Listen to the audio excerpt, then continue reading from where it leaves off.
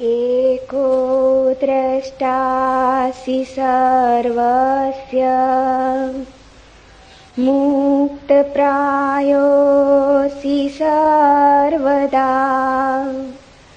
अयमेव हि ते बन्धो द्रष्टारं पश्यसीतरम् अहं कर्तेत्य अहं मानमहा कृष्णायिदंशित नाहं कर्तेति विश्वास अमृतं पीत्वा सुखी भव एको विशुद्धबोधोऽहम् इति निश्चयवन्निना प्रज्वाल्य यज्ञानगहनम् वीतशोकसुखी भव यत्र विश्वम् इदं भाति कल्पितं रज्जुसर्पवत् आनन्द परमानन्द सबोधस्त्वं सुखं चर मुक्ताभिमानी मुक्तो ये बद्धो बदाभिमान्यपि किं वदन्ति असत्येयं यामति सा गतिर्भवेत् आत्मा साक्षी विभुपूर्ण एको मुक्तश्चित्क्रिय असंगो निस्पृह शांतो ब्रह्मात् संसारवानिव कुटस्थं बोधम् अद्वैतम् आत्मानं परिभावय आभासोऽहं ब्रह्मं मुक्त्वा भावं बाह्यम् अथान्तरम्।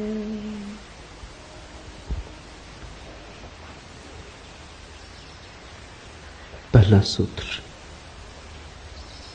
अष्टावक्र ने कहा, तू सब का एक दृष्टा है और सदा सचमुच मुक्त है। तेरा बंधन तो यही है कि तू अपने को छोड़ दूसरे को दृष्टा देखता है। यह सूत्र अत्यंत बहुमूल्य है। एक एक शब्द इसका ठीक से समझें। तू सबका एक दृष्टा है। एको दृष्टासि सर्वस्य, और सदा सचमुच मुक्त है। साधारणतः हमें अपने जीवन का बोध दूसरों की आंखों से मिलता है। हम दूसरों की आंखों का दर्पण की तरह उपयोग करते, इसलिए हम दृष्टा को भूल जाते और दृश्य बन जाते। स्वाभाविक भी है। छोटा बच्चा पैदा हुआ, उसे अभी अपना कोई पता नहीं। वो दूसरों की आंखों में झांक के ही देखेगा कि मैं कौन। अपना चेहरा तो दिखाई पड़ता नहीं, दर्पण खोजना होगा। जब तुम दर्पण में अपने को देखते हो तो तुम दृश्य हो गए, दृष्टा ना रहे। तुम्हारी अपने से पहचान ही कितनी है, उतनी जितना दर्पण ने कहा।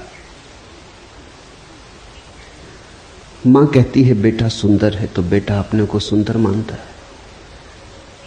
शिक्षक कहते हैं स्कूल में बुद्धिमान हो, तो व्यक्ति अपने को बुद्धिमान मानता है। कोई अपमान कर देता है, कोई निंदा कर देता है, परंतु निंदा का स्वर भीतर समा जाता है। इसलिए तो हमें अपना बोध बड़ा भ्रामक मालूम होता है, क्योंकि अनेक स्वर से मिलकर बना है, विरोधी स्वरों से मिलकर बना है। किसी ने कहा सुंदर हो और किसी ने कहा तुम और सुंदर। शकल तो देखो आईने में, दोनों स्वर भीतर चले गए, द्वंद्व पैदा हो गया। किसी ने कहा बड़े बुद्धिमान हो और किसी ने कहा तुम जैसा बुद्धू आदमी नहीं देखा। दोनों स्वर भीतर चले गए, दोनों भीतर जुड़ गए, बड़ी बेचैनी पैदा हो गई, बड़ा द्वंद्व पैदा हो गया। इसलिए तो तुम निश्चित नहीं हो कि तुम कौन हो। इतनी भीड़ तुमने इकट्ठी कर ली है मतों की, इतने दर्पणों में झांका है और सभी दर्पणों ने अलग अलग खबर दी। दर्पण तुम्हारे संबंध में थोड़ी खबर देते, दर्पण अपने संबंध में खबर देते। तुमने दर्पण देखे होंगे जिनमें तुम लंबे हो जाते, दर्पण देखे होंगे जिनमें तुम मोटे हो जाते, दर्पण देखे होंगे जिनमें तुम अति सुंदर दिखने लगते, दर्पण देखे होंगे जिनमें तुम अति कुरूप हो जाते, अष्टावक्र हो जाते। दर्पण में जो झलक मिलती है वो तुम्हारी नहीं है, दर्पण के अपने स्वभाव की।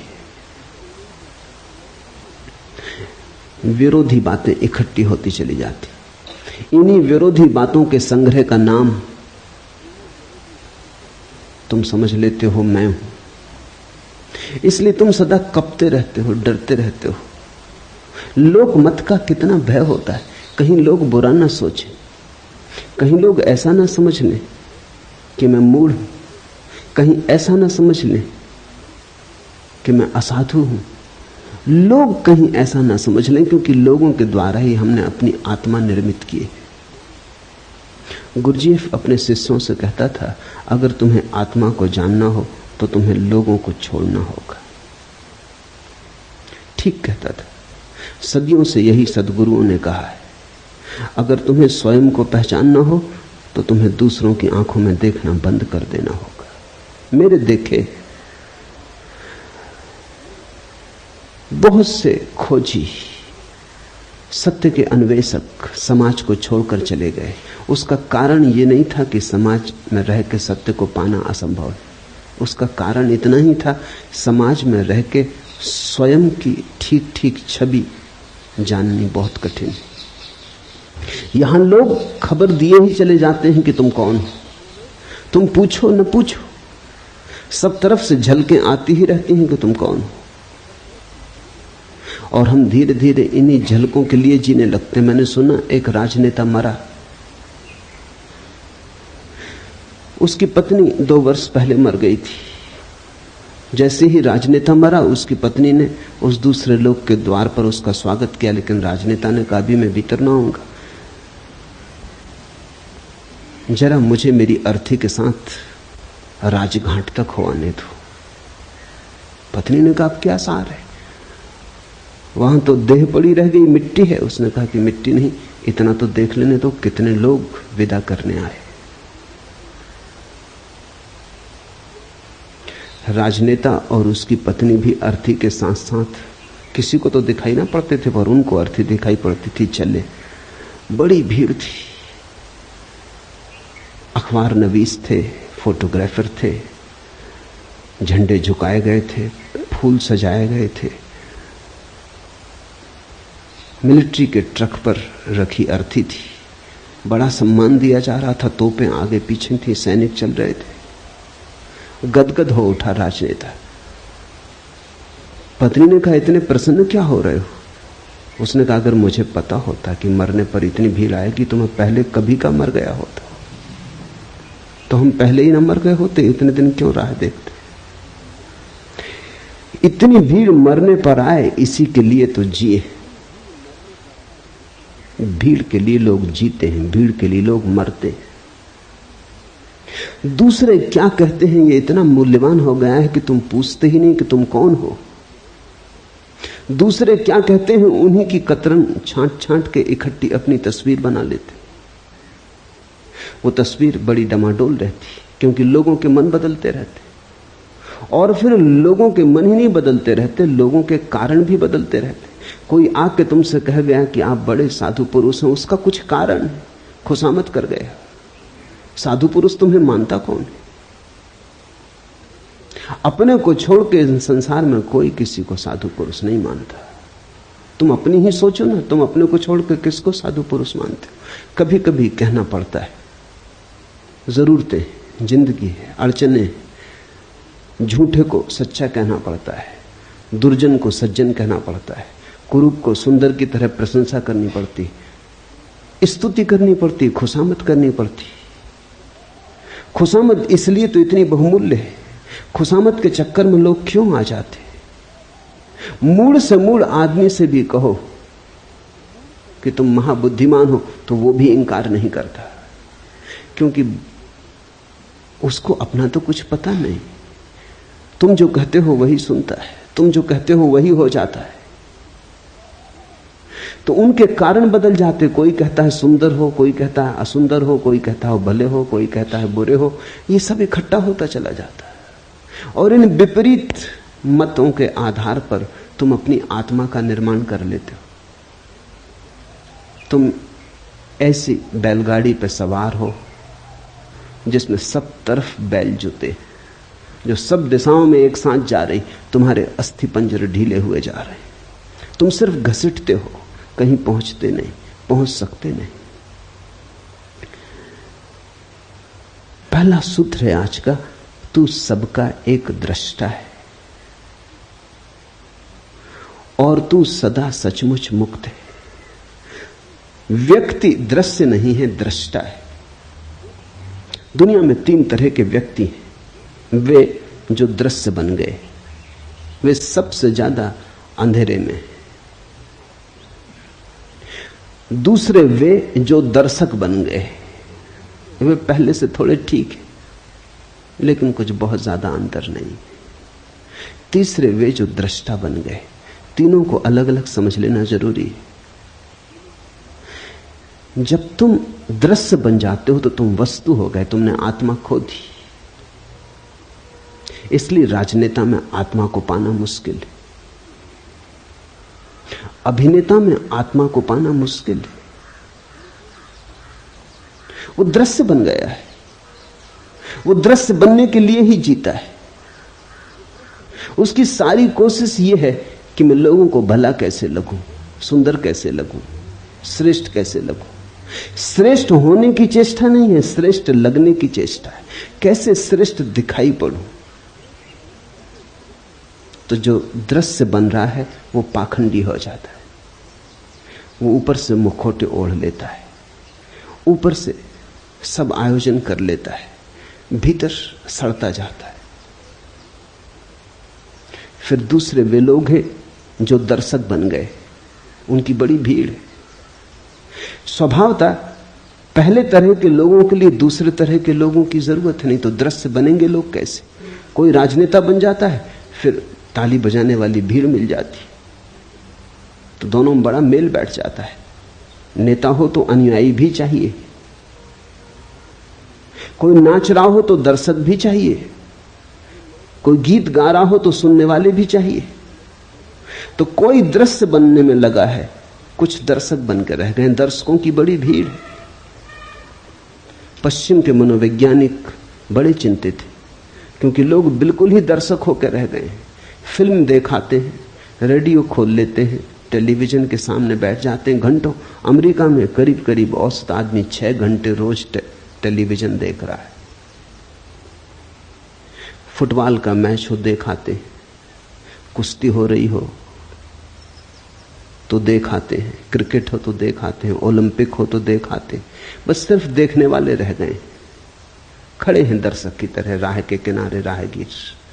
जीवन का जुलूस निकल रहा है, तुम देख रहे हो। कुछ हैं जो जीवन के जुलूस में सम्मिलित हो गए, वो जरा कठिन धंधा है, वहां बड़ी प्रतियोगिता है। जुलूस में सम्मिलित होना जरा मुश्किल है, बड़े संघर्ष और बड़े आक्रमण की जरूरत है। लेकिन जुलूस को देखने वालों की भी जरूरत है, वो किनारे खड़े देख रहे हैं। अगर वो ना हो तो जुलूस भी विदा हो जाए। तुम थोड़ा सोचो, अगर अनुयायी न चले पीछे तो नेताओं का क्या हो। अकेले झंडा ऊंचा रहे हमारा, बड़े बुद्धू मालूम पड़े, बड़े पागल मालूम पड़े। राह किनारे लोग चाहिए, भीड़ चाहिए, तो पागलपन भी ठीक मालूम पड़ता है।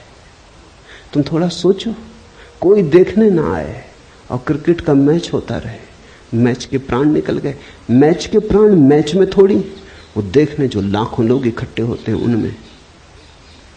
और आदमी अद्भुत है, आदमी तो घुड़दौड़ देखने भी जाते हैं। ये पूरा कोरेगांव पार्क घुड़दौड़ देखने वालों की बस्ती। ये बड़ी हैरानी की बात है, आदमी को दौड़ाओ, कोई घोड़ा देखने नहीं आता। घोड़े दौड़ते हैं, आदमी देखने जाते हैं। ये घोड़ों से भी गई बीती स्थिति हो गई। देखते ही देखते जिंदगी बीत जाती। दर्शक, प्रेम करते नहीं तुम, फिल्म में प्रेम चलता है वो देखते हो। नाचते नहीं तुम, कोई नाचता है तुम देखते हो। गीत तुम नहीं गुनगुनाते, कोई गुनगुनाता है तुम सुनते हो। तो तुम्हारा जीवन अगर नपुंसक हो जाए, अगर उसमें से सब जीवन ऊर्जा खो जाए तो आश्चर्य क्या। तुम्हारे जीवन में कोई गति नहीं है, कोई ऊर्जा का प्रवाह नहीं है, तुम मुर्दे की भांति बैठे हो। बस तुम्हारा कुल काम इतना है कि देखते रहो, कोई दिखाता रहे तुम देखते रहो। ये दो ही की बड़ी संख्या है दुनिया में, दोनों एक दूसरे से बंधे। मनोवैज्ञानिक कहते हैं दुनिया में हर बीमारी के दो पहलू होते हैं। दुनिया में कुछ लोग हैं जिनको मनोवैज्ञानिक कहते हैं मैसोचिस्ट, पर स्वदुखवादी, वो अपने को सताते हैं। और दुनिया में दूसरा एक वर्ग है जिसको मनोवैज्ञानिक कहते हैं सैडिस्ट, पर दुखवादी, दूसरे को सताते। दोनों की जरूरत है, इसलिए दोनों जब मिल जाते हैं तो बड़ा राग रंग चलता है। मनोवैज्ञानिक कहते हैं कि अगर पति दूसरों को सताने वाला हो और स्त्री खुद को सताने वाली हो तो इससे बढ़िया जोड़ा और दूसरा नहीं होता। स्त्री अपने को सताने में मजा लेती है, पति दूसरे को सताने में मजा लेता है। राम मिलाई जोड़ी, कोई अंधा कोई कोढ़ी, मिल गए, बिल्कुल मिल गए, बिल्कुल ठीक बैठ गए। हर बीमारी के दो पहलू होते, दृश्य और दर्शक एक ही बीमारी के दो पहलू। स्त्रियां आमतौर से दृश्य बनना पसंद करती, पुरुष आमतौर से दर्शक बनना पसंद करते। मनोवैज्ञानिकों की भाषा में स्त्रियों को वो कहते हैं एग्जिबिशनिस्ट, नुमाइशी। उनका सारा रस नुमाइश बनने में।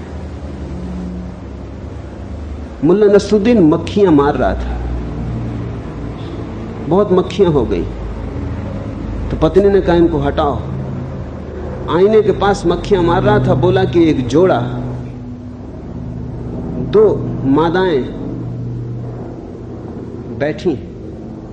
पत्नी ने कहा हद हो गई, तुमने पता कैसे चलाया कि नर हैं कि मादाएं? उन्होंने कहा घंटे भर से आईने पे बैठी हैं, मादाएं होनी चाहिए, नर को आईने के पास क्या करना। स्त्रियां आईने से छूट ही नहीं पाती, आईना मिल जाए तो चुंबक की तरह खींच लेता है। सारी जिंदगी आईने के सामने बीत रही है, कपड़ों में, वस्त्रों में, सजावट में, श्रृंगार में। और बड़ी हैरानी की बात है, इतने सज धज के निकलती हैं, फिर कोई धक्का दे तो नाराज होती, कोई धक्का ना दे तो भी दुखी होंगी, क्योंकि धक्का देने के लिए इतना सज धजने का इंसान था, नहीं तो प्रयोजन क्या था। पति के सामने स्त्रियां नहीं सजती, पति के सामने तो वो भैरवी बनी बैठी रहती, क्योंकि वहां धक्का मुक्का समाप्त हो चुका है। लेकिन घर के बाहर जाएं तब बड़ी तैयारी करती हैं, वहां दर्शक मिलेंगे, वहां दृश्य बनना है। मनुष्य को, पुरुष को मनोवैज्ञानिक कहते हैं वोयूर। उसकी सारी नजर देखने में, उसका रस देखने में। स्त्रियों को देखने में रस नहीं, दिखाने में रस। इसलिए तो स्त्री पुरुषों का जोड़ा बैठ जाता, बीमारी के दो पहलू बिल्कुल एक साथ बैठ जाते। और ये दोनों ही अवस्थाएं रुग्ण हैं। अष्टावक्र कहते हैं मनुष्य का स्वभाव दृष्टा का है, न तो दृश्य बनना है और न दर्शक।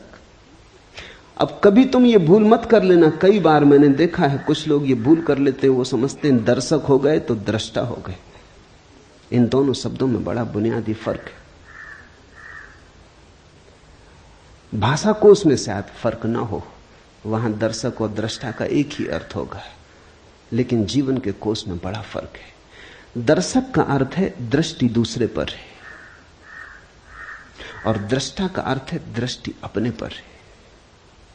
दृष्टि देखने वाले पर है तो दृष्टा, और दृष्टि दृश्य पर है तो दर्शक। बड़ा क्रांतिकारी भेद है, बड़ा बुनियादी भेद है। जब तुम्हारी नजर दृश्य पर अटक जाती है और तुम अपने को भूल जाते हो तो दर्शक। जब तुम्हारी दृष्टि से सब दृश्य विदा हो जाते हैं, तुम ही तुम रह जाते हो, जागरण मात्र रह जाता, होश मात्र रह जाता, तो दृष्टा। तो दर्शक तो तुम तब हो जब तुम बिल्कुल विस्मृत हो गए, तुम अपने को भूल ही गए, नजर लग गई। वहां सिनेमा हॉल में बैठे हो, 3 घंटे के लिए अपने को भूल जाते हो, याद ही नहीं रहती कि तुम कौन हो। दुख सुख चिंताएं सब भूल जाती, इसलिए तो भीड़ वहां पहुंचती। जिंदगी में बड़ा दुख है, चिंता है, परेशानी है, कहीं चाहिए भूलने का उपाय। लोग बिल्कुल एकाग्र चित्त हो जाते, बस ध्यान उनका लगता ही फिल्म में। वहां देखते हैं पर्दे पे कुछ भी नहीं है, छायाएं डोल रही, मगर लोग बिल्कुल एकाग्र चित्त हैं।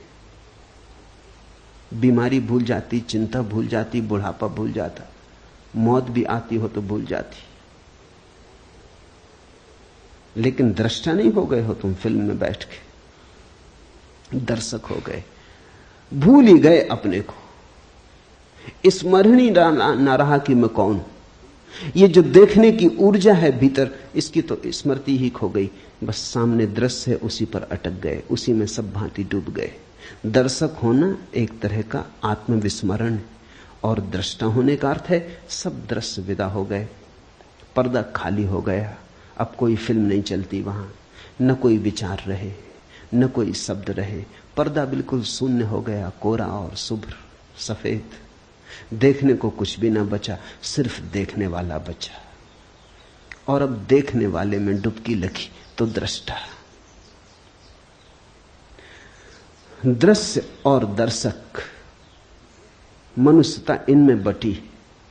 कभी कभी कोई दृष्टा होता है, कोई अष्टावक्र, कोई कृष्ण, कोई महावीर, कोई बुद्ध। कभी कभी कोई जागता और दृष्टा होता है। तू सबका एक दृष्टा है।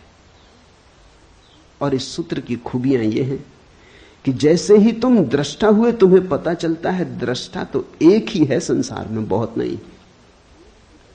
दृश्य बहुत है, दर्शक बहुत है। अनेकता का अस्तित्व ही दृश्य और दर्शक के बीच है। वो झूठ का जाल है, दृष्टा तो एक ही है। ऐसा समझो कि चांद निकला, पूर्णिमा का चांद निकला, नदी पोखर में, तालाब सरोवर में, सागर में, सरिताओं में, सब जगह प्रतिबिंब बने। अगर तुम पृथ्वी पर घूमो और सारे प्रतिबिंबों का अंकन करो तो करोड़ों अरबों खरबों प्रतिबिंब मिलेंगे, लेकिन चांद एक है, प्रतिबिंब अनेक है। दृष्टा एक है, दृश्य अनेक है, दर्शक अनेक है। वो सिर्फ प्रतिबिंब है, वो छायाएं हैं। तो जैसे ही कोई व्यक्ति दृश्य और दर्शक से मुक्त होता है, न तो दिखाने की इच्छा रही कि कोई देखे, न देखने की इच्छा रही। देखने और दिखाने का जाल छूटा, वो रस न रहा, तो वैराग्य।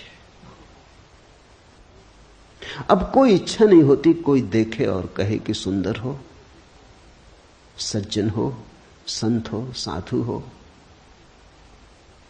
अगर इतनी भी इच्छा भीतर रह गई कि लोग तुम्हें साधु समझें, तो अभी तुम पुराने जाल में पड़े हो। अगर इतनी भी आकांक्षा रह गई मन में कि लोग तुम्हें संत पुरुष समझें, तो तुम अभी पुराने जाल में पड़े हो। अभी संसार नहीं छूटा, संसार ने नया रूप लिया, नया ढंग पकड़ा, लेकिन यात्रा पुरानी ही जारी है, सातत्य पुराना ही जारी।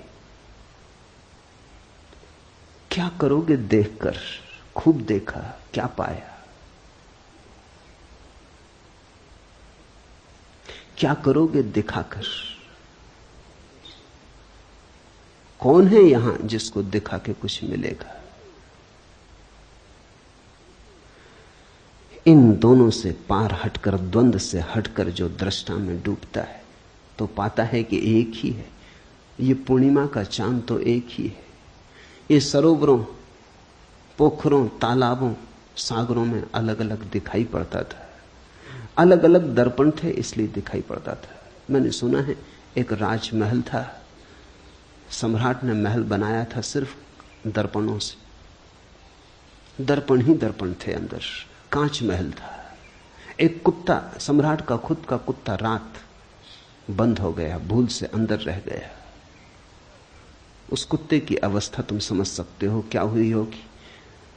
वही आदमी की अवस्था है। उसने चारों तरफ देखा, कुत्ते ही कुत्ते थे, हर दर्पण में कुत्ता था। वो घबरा गया, वो भौंका। जब आदमी भयभीत होता है तो दूसरे को भयभीत करना चाहता है, शायद दूसरा भयभीत हो जाए तो अपना भय कम हो जाए। वो भौंका, लेकिन स्वभाव था वहां तो दर्पण ही थे। दर्पण दर्पण से कुत्ते भौंके, आवाज उसी पर लौट आई, अपनी ही प्रतिध्वनि थी।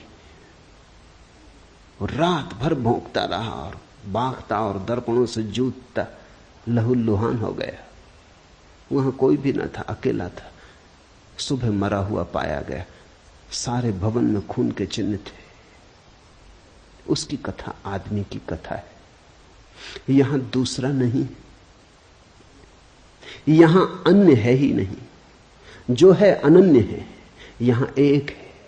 लेकिन उस एक को जब तक तुम भीतर से ना पकड़ लोगे, ख्याल में ना आएगा। तू सबका एक दृष्टा है और सदा सचमुच मुक्त है। अष्टावक्र कहते हैं सचमुच मुक्त है। इसे कल्पना मत समझना।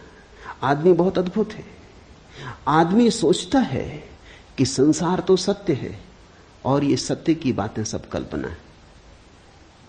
दुख तो सत्य मानता है, सुख की कोई किरण उतरे तो मानता है कोई सपना है, कोई धोखा है। मेरे पास लोग आते हैं, वो कहते हैं बड़ा आनंद मालूम हो रहा है। शक होता है ये कहीं भ्रम तो नहीं।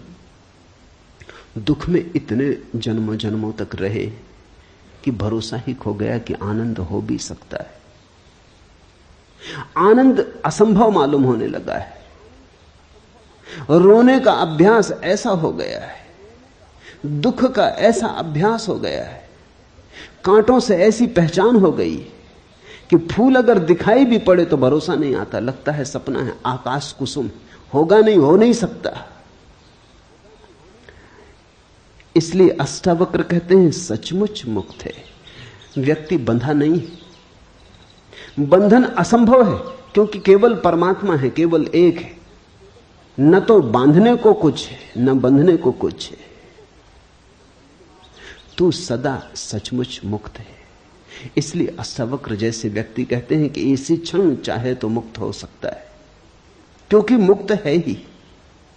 मुक्ति में कोई बाधा नहीं, बंधन कभी पड़ा नहीं, बंधन केवल माना हुआ है। तेरा बंधन तो यही है कि तू अपने को छोड़ दूसरे को दृष्टा देखता है। एको दृष्टासी सर्वस्य मुक्त प्रायो असि सर्वदा अयमेव ही ते बंधो दृष्टारम पश्य सीतरम। एक ही बंधन है कि तू अपने को छोड़ दूसरे को दृष्टा देखता है, और एक ही मुक्ति है कि तू अपने को दृष्टा जान ले। तो इस प्रयोग को थोड़ा करना शुरू करें। देखते हैं, वृक्ष के पास बैठे, वृक्ष दिखाई पड़ रहा है, तो धीरे धीरे वृक्ष को देखते देखते उसको देखना शुरू करें जो वृक्ष को देख रहा है। जरा से हेरफेर की बात है। साधारणता चेतना का तीर वृक्ष की तरफ जा रहा है, इस तीर को दोनों तरफ जाने दें, इसका फल दोनों तरफ कर लें। वृक्ष को भी देखें और साथ ही चेष्टा करें उसको भी देखने की जो देख रहा है। देखने वाले को न भूलें। देखने वाले को पकड़ पकड़ ले, बार बार भूलेगा, पुरानी आदत है, जन्मों की आदत है, भूलेगा, लेकिन बार बार देखने वाले को पकड़ ले। जैसे जैसे देखने वाला पकड़ में आने लगेगा, कभी कभी क्षण भर को ही आएगा, लेकिन क्षण भर को ही पाएंगे एक अपूर्व शांति का उदय हुआ, एक आशीष बरसा, एक सौभाग्य की किरण उतरी। एक क्षण को भी अगर ऐसा होगा तो एक क्षण को भी मुक्ति का आनंद मिलेगा, और वो आनंद तुम्हारे जीवन के स्वाद को और जीवन की धारा को बदल देगा। शब्द नहीं बदलेंगे तुम्हारे जीवन की धारा को, शास्त्र नहीं बदलेंगे, अनुभव बदलेगा, स्वाद बदलेगा। यहां मुझे सुन रहे हैं, दो तरह से सुना जा सकता है। सुनते वक्त मैं जो बोल रहा हूं अगर उस पर ही ध्यान रहे और तुम अपने को भूल जाओ तो फिर तुम दृष्टा ना रहे, श्रोता ना रहे, श्रावक ना रहे। तुम्हारा ध्यान मुझ पे अटक गया तो तुम दर्शक हो गए। आंख से ही दर्शक नहीं हुआ जाता, कान से भी दर्शक हुआ जाता है। जब भी ध्यान ऑब्जेक्ट पर, विषय पर अटक जाए तो तुम दर्शक हो गए। सुनते वक्त सुनो मुझे, साथ में उसको भी देखते रहो, पकड़ते रहो, टटोलते रहो जो सुन रहा है। निश्चित ही तुम सुन रहे हो, मैं बोल रहा हूं। बोलने वाले पर ही नजर ना रहे, सुनने वाले को भी पकड़ते रहो, बीच बीच में उसको ख्याल लेते रहो। धीरे धीरे तुम पाओगे कि जिस घड़ी में तुमने सुनने वाले को पकड़ा, उसी घड़ी में तुमने मुझे सुना, से सब व्यर्थ गया। जब तुम सुनने वाले को पकड़ के सुनोगे तब जो मैं कह रहा हूं वही तुम्हें सुनाई पड़ेगा। और अगर तुमने सुनने वाले को नहीं पकड़ा है तो तुम न मालूम क्या क्या सुन लोगे जो मैंने ना तो कहा ना अष्टावक्र ने कहा। तब तुम्हारा मन बहुत से जाल बुन लेगा। तुम बेहोश हो, बेहोशी में तुम कैसे होश की बातें समझ सकते हो? ये बातें होश की हैं, ये बातें किसी और दुनिया की हैं। तुमने अगर नींद में सुना तो तुम इन बातों के आसपास अपने सपने गूंथ लोगे, तुम इन बातों का रंग खराब कर दोगे, तुम इनको पोत लोगे, तुम अपने ढंग से इनका अर्थ निकाल लोगे, तुम इनकी व्याख्या कर लोगे। तुम्हारी व्याख्या में ही ये अद्भुत वचन मुर्दा हो जाएंगे। तुम्हारे हाथ लाश लगेगी अष्टावक्र की, जीवित अष्टावक्र से तुम चूक जाओगे। क्योंकि जीवित अष्टावक्र को पकड़ने के लिए तो तुम्हें अपने दृष्टा को पकड़ना होगा। वहां है जीवित अष्टावक्र। इसे ख्याल में लो। सुनते हो मुझे, सुनते सुनते उसको भी सुनने लगो जो सुन रहा है। तीर दोहरा हो जाए, मेरी तरफ हो, तुम्हारी तरफ भी हो। अगर मैं भूल जाऊं तो कोई हर्जा नहीं, लेकिन तुम नहीं भूलने चाहिए। और एक ऐसी घड़ी आती है जब ना तो तुम रह जाते न मैं रह जाता। एक ऐसी परम शांति की घड़ी आती है जब दो नहीं रह जाते, एक ही बचता है। तुम ही बोल रहे हो, तुम ही सुन रहे हो, तुम ही देख रहे हो, तुम ही दिखाई पड़ रहे हो। उस घड़ी के लिए ही इशारा अष्टावक्र कर रहे हैं कि वो एक है दृष्टा और सदा सचमुच मुक्त है। बंधन स्वप्न जैसा है। आज रात तुम पूना में सोओगे, लेकिन नींद में तुम कलकत्ते में हो सकते हो, दिल्ली में हो सकते हो, काठमांडू में हो सकते हो, कहीं भी हो सकते हो। सुबह जाग के फिर तुम अपने को पूना में पाओगे। सपने में अगर काठमांडू चले गए तो लौटने के लिए कोई हवाई जहाज से यात्रा नहीं करनी पड़ेगी, न ट्रेन पकड़नी पड़ेगी, न पैदल यात्रा करनी पड़ेगी। यात्रा करनी ही नहीं पड़ेगी। सुबह आंख खुलेगी और तुम पाओगे कि पूना में हो। सुबह तुम पाओगे तुम कहीं गए ही नहीं, सपने में गए थे। सपने में जाना कोई जाना है। बंधन तो एक ही है तेरा कि तू अपने को छोड़ दूसरे को दृष्टा देखता है। एक ही बंधन है कि हमें अपना होश नहीं, अपने दृष्टा का होश नहीं। एक तो यह अर्थ है इस सूत्र का, एक और भी अर्थ है, वो भी ख्याल में ले लेना चाहिए। साधारणता अष्टावक्र के ऊपर जिन्होंने भी कुछ लिखा है उन्होंने दूसरा ही अर्थ किया है। इसलिए वो दूसरा अर्थ भी समझ लेना जरूरी है। वो दूसरा अर्थ भी ठीक है, दोनों अर्थ साथ साथ ठीक है। तेरा बंधन तो यही है कि तू अपने को छोड़ दूसरे को दृष्टा देखता है। तुम मुझे सुन रहे हो, तुम सोचते हो कान सुन रहा है, तुम मुझे देख रहे हो, तुम सोचते हो आंख देख रही। आंख क्या देखेगी? आंख को दृष्टा समझ रहे हो तो भूल हो गई। देखने वाला तो आंख के पीछे, सुनने वाला तो कान के पीछे। तुम मेरे हाथ को छुओ तो तुम सोचोगे तुम्हारे हाथ ने मेरे हाथ को छुआ, गलती हो रही। छूने वाला तो हाथ के भीतर छिपा है। हाथ क्या छुएगा? कल मर जाओगे, लाश पड़ी रह जाएगी, लोग हाथ पकड़े बैठे रहेंगे, कुछ भी ना छुएगा। लाश पड़ी रह जाएगी, आंख खुली पड़ी रहेगी, सब दिखाई पड़ेगा और कुछ भी दिखाई ना पड़ेगा। लाश पड़ी रह जाएगी, संगीत होगा, बैंड बाजे बजेंगे, कान पर चोट भी लगेगी, झंकार भी आएगी, लेकिन कुछ भी सुनाई ना पड़ेगा। जिसे सुनाई पड़ता था, जिसे दिखाई पड़ता था, जिसे स्पर्श होता था, स्वाद होता था, वो जा चुका। इंद्रियां नहीं अनुभव लाती, इंद्रियों के पीछे छिपा हुआ कोई। तो दूसरा अर्थ इस सूत्र का है कि तुम अपने को ही दृष्टा जानना, शरीर को मत जान लेना, आंख को, कान को, इंद्रियों को मत जान लेना, भीतर की चेतना को ही दृष्टा जानना।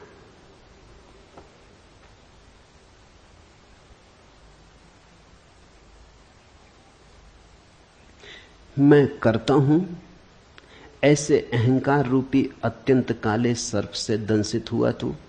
मैं करता नहीं हूं ऐसे विश्वास रूपी अमृत को पीकर सुखी हो। अहम करता इति, मैं करता हूं ऐसे अहंकार रूपी अत्यंत काले सर्प से दंशित हुआ तू। हमारी मान्यता ही सब कुछ है। हम मान्यता के सपने में पड़े, हम अपने को जो मान लेते हैं वही हो जाते। ये बड़ी विचार की बात है। ये पूरब के अनुभव का सार निचोड़ है। हमने जो मान लिया है अपने को वही हम हो जाते। तुमने अगर कभी किसी सम्मोहनविद को, हिप्नोटिस्ट को प्रयोग करते देखा हो तो तुम चौंके होगे। अगर वो किसी व्यक्ति को सम्मोहित करके कह देता है पुरुष को कि तुम स्त्री हो, और फिर कहता है उठो चलो, तो वो आदमी स्त्री की तरह चलने लगता है। बहुत कठिन है स्त्री की तरह चलना, उसके लिए खास तरह का शरीर का ढांचा चाहिए। स्त्री की तरह चलने के लिए गर्भ की खाली जगह चाहिए पेट में, अन्यथा कोई स्त्री की तरह चल नहीं सकता।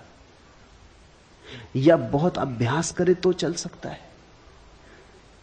लेकिन कोई सम्मोहनविद किसी को सुला देता है बेहोशी में, और कहता है उठो तुम स्त्री हो, पुरुष नहीं, चलो, वो स्त्री की तरह चलने लगता है। वो उसे प्याज पकड़ा देता है और कहता है ये सेव है, नाश्ता कर लो। वो प्याज का नाश्ता कर लेता है और उससे पूछो कैसा स्वाद, वो कहता है बड़ा स्वादिष्ट। उसे पता भी नहीं चलता कि ये प्याज है, उसे बास भी नहीं आती। सम्मोहन विदों ने अनुभव किया है, और अब तो ये वैज्ञानिक तथ्य है, इस पर बहुत प्रयोग हुए हैं। मूर्छित सम्मोहन में मूर्छित व्यक्ति के हाथ में उठा के एक साधारण कंकड़ रख दो और कह दो अंगारा रख दिया है, वो झटक के फेंक देता है, चीख मारता है कि जल गया। इतने तक भी बात होती तो ठीक था, लेकिन हाथ पे फफोला आ जाता। तुमने खबर सुनी होगी लोगों की कि जो आग पर चल लेते हैं वो भी सम्मोहन की गहरी अवस्था है। अगर तुमने ऐसा मान लिया कि नहीं जलूंगा तो आग भी नहीं जलाती। मानने की बात है, अगर जरा भी संदेह रहा तो मुश्किल हो जाएगी, तो जल जाओगे। ऐसा बहुत बार हुआ है कि कुछ लोग सिर्फ हिम्मत करके चले गए कि जब इतने लोग चल रहे हैं तो हम भी चल लेंगे, लेकिन भीतर संदेह का कीड़ा था, वो जल गए। ऑक्सफोर्ड यूनिवर्सिटी में इस पर प्रयोग किया गया। लंका से कुछ बौद्ध भिक्षु बुलाए गए थे चलने के लिए। वो बुद्ध पूर्णिमा को हर वर्ष बुद्ध की स्मृति में आग पर चलते, वो बात बिल्कुल ठीक है। बुद्ध की स्मृति में आग पर चलना चाहिए, क्योंकि बुद्ध की कुल स्मृति इतनी है कि तुम देह नहीं हो। तो जब हम देह ही नहीं है तो आग हमें कैसे जलाएगी? कृष्ण ने गीता में कहा है, न आग तुझे जला सकती, न शस्त्र तुझे छेद सकते। नैनम छिदंती शस्त्राणि नाहम दहती पावका।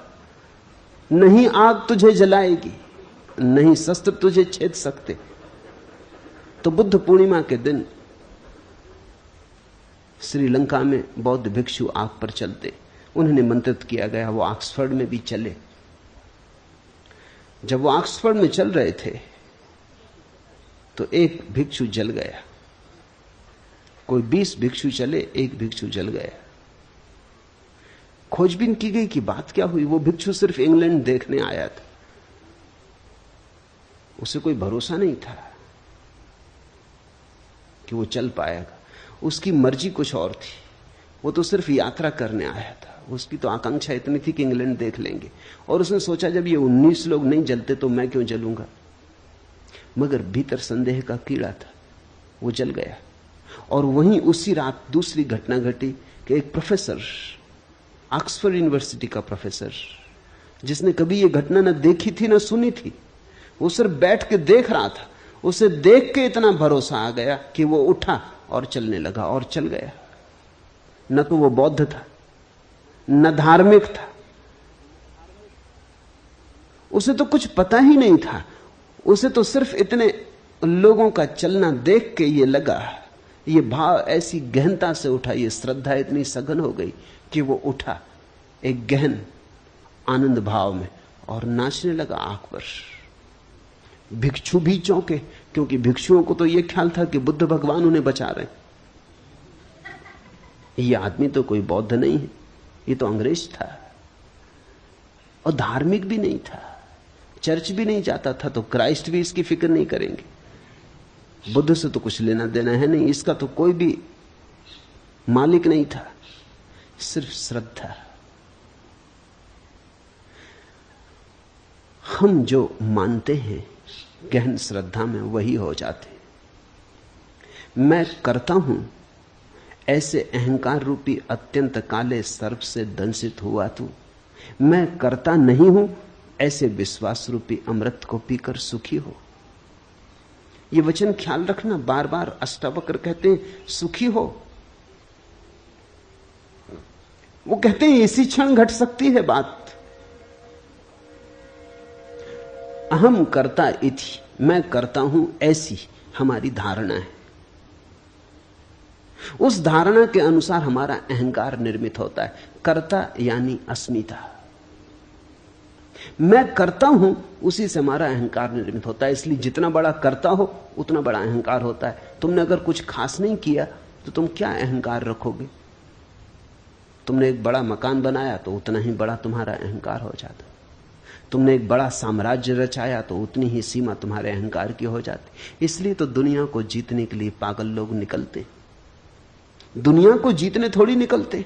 दुनिया किसने कब जीती? लोग आते हैं चले जाते हैं, दुनिया को कौन जीत पाता है? लेकिन दुनिया को जीतने निकलते हैं घोषणा करने कि मेरा अहंकार इतना विराट है कि सारी दुनिया को छोटा कर दूंगा, घेर लूंगा, सीमा बना दूंगा। मैं ही परिभाषा बनूंगा सारे जगत की। सिकंदर और नेपोलियन और तैमूर और नादिर और सारे पागल दुनिया को घेरने चलते। ये दुनिया को घेरने के लिए जो आकांक्षा है, ये अहंकार की आकांक्षा है।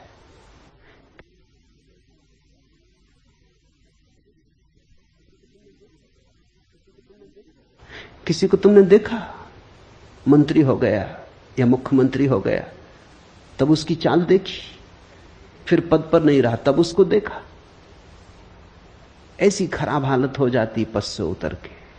आदमी वही है, बल खो जाता है।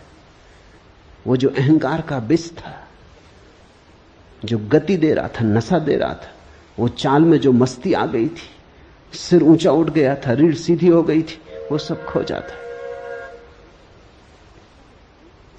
क्या हो गया है? एक क्षण पहले इतना बल मालूम होता था, एक क्षण बाद ऐसा निर्बल हो गया। राजनीतिक पदों से उतर के ज्यादा दिन जिंदा नहीं रहते। राजनीतिक जब तक जीतते हैं तब तक बलशाली रहते हैं, जैसे ही हारने लगते हैं वैसे ही बल खो जाता। मनोवैज्ञानिक कहते हैं कि लोग रिटायर होकर जल्दी मर जाते। 10 साल का फर्क पड़ता है, थोड़ा बहुत फर्क नहीं।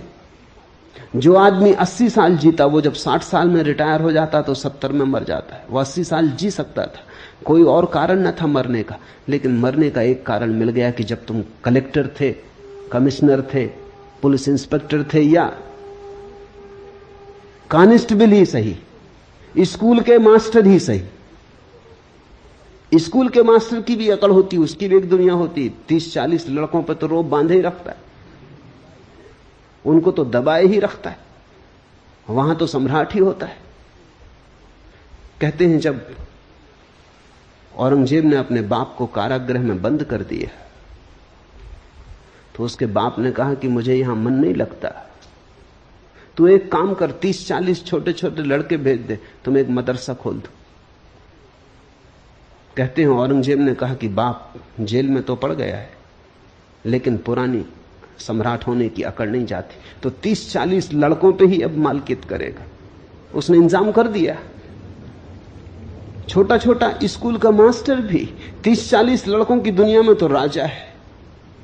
बड़े से बड़े राजा को भी इतना बल कहां होता है। कहो उठो तो उठते हैं लोग, कहो बैठो तो बैठते हैं लोग, सब उसके हाथ में।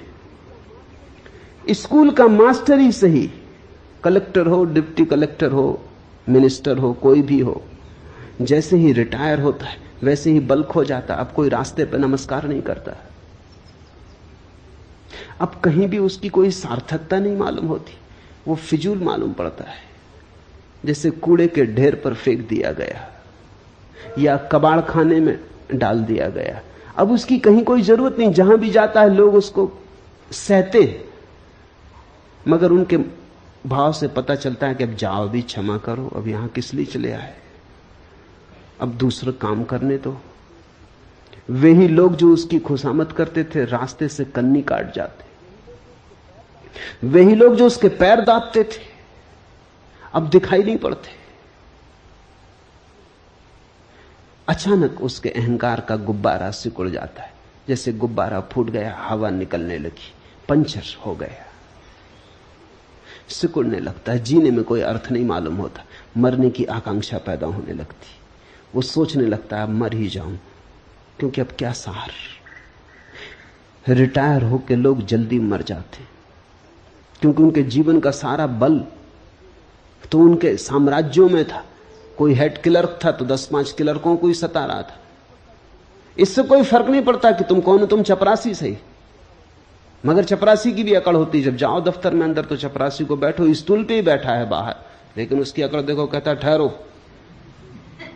मुल्ला नसरुद्दीन कांस्टेबल का काम करता था, एक महिला को तेजी से कार चलाते हुए पकड़ लिया, जल्दी से निकाली नोटबुक, लिखने लगा। महिला ने कहा सुनो, बेकार लिखा पढ़ी मत करो, मेयर मुझे जानते, मगर वो लिखते ही रहा। महिला ने कहा कि सुनते हो कि नहीं, चीफ मिनिस्टर भी मुझे जानते, मगर वो लिखते ही रहा। आखिर महिला ने आखिरी दांव मारा, उसने कहा सुनते हो कि नहीं, इंदिरा गांधी भी मुझे जानती। मुल्ला ने कहा बकवास बंद करो, मुल्ला नसरुद्दीन तुम्हें जानता है। उस महिला ने कहा कौन मुल्ला नसरुद्दीन, मतलब? उसने कहा मेरा नाम मुल्ला नसरुद्दीन, अगर मैं जानता हूं तो कुछ हो सकता है, बाकी कोई भी जानता रहे, भगवान भी तुम्हें जानता हो।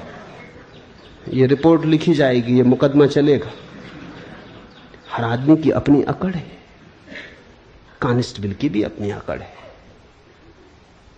उसकी भी अपनी दुनिया है, अपना राज्य, उसके भीतर फंसे कि वो सताएगा। अहंकार जीता है उस सीमा पर जो तुम कर सकते हो। इसलिए तुम देखना, अहंकारी आदमी हां कहने में बड़ी मजबूरी अनुभव करता है। तुम अपने में ही निरीक्षण करना।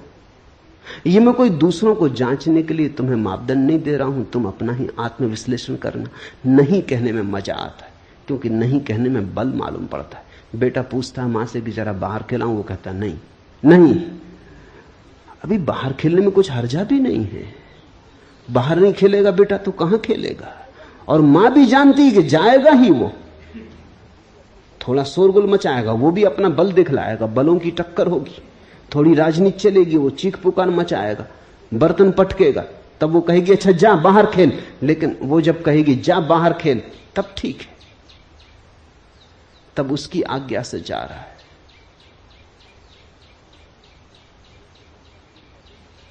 मुल्ला नसरुद्दीन का बेटा बहुत ऊधम कर रहा था, उससे बार बार कह रहा था शांत होकर बैठ, देख मेरी आज्ञा मान, शांत होकर बैठ, मगर वो सुन नहीं रहा था। कौन बेटा सुनता है?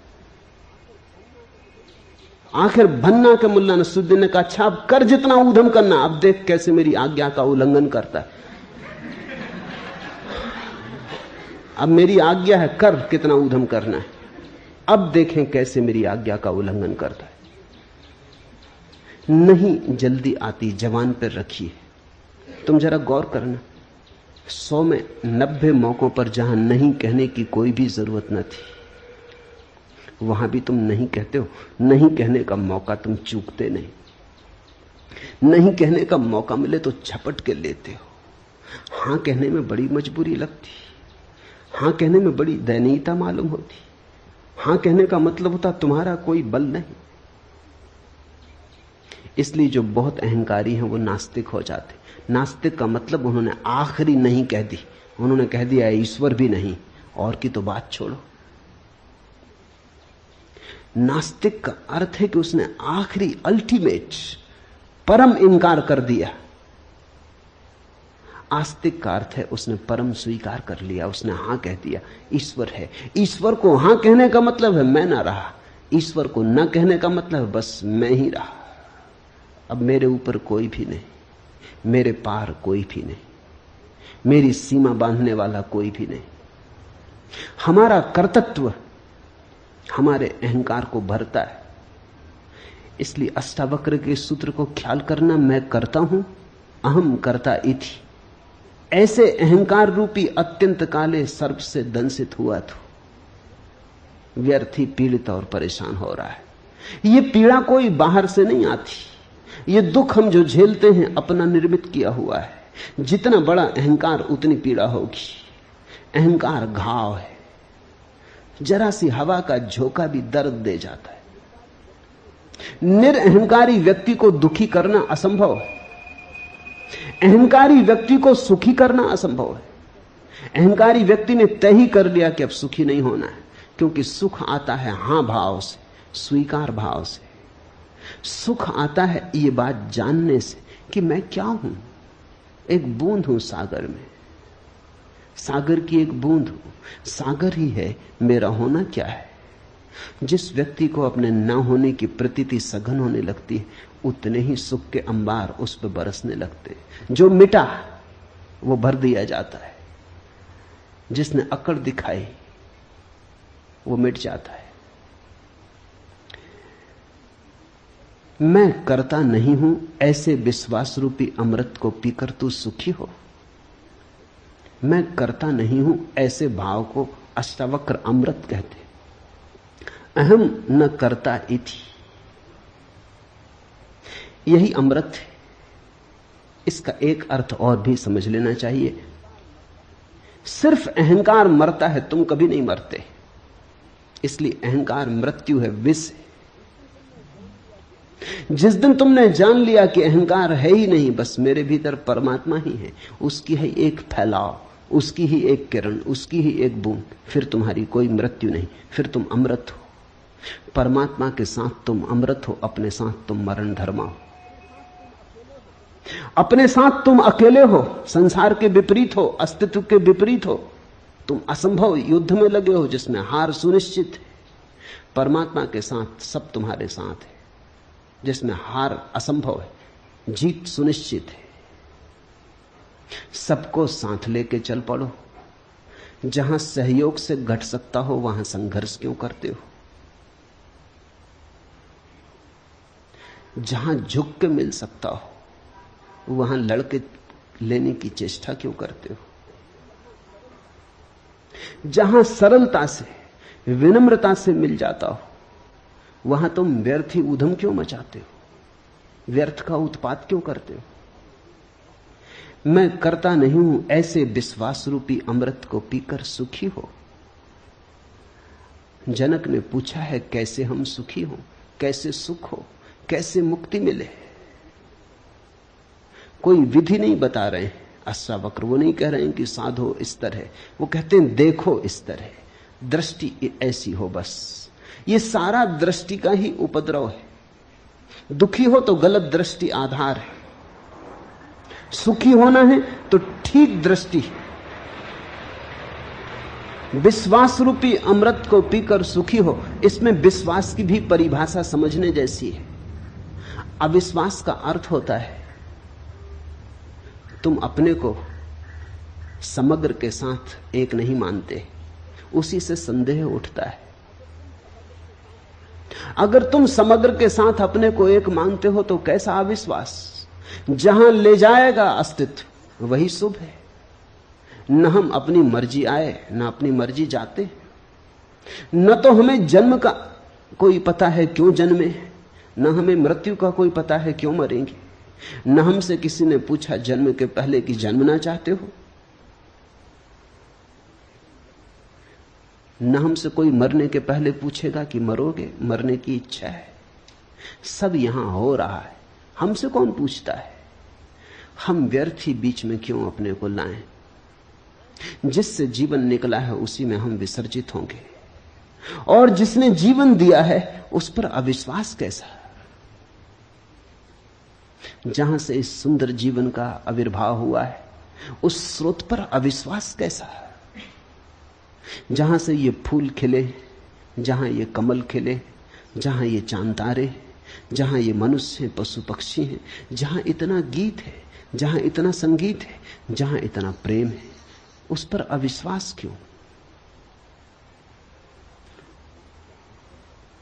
विश्वास का अर्थ है हम अपने को विजाती नहीं मानते, परदेसी नहीं मानते।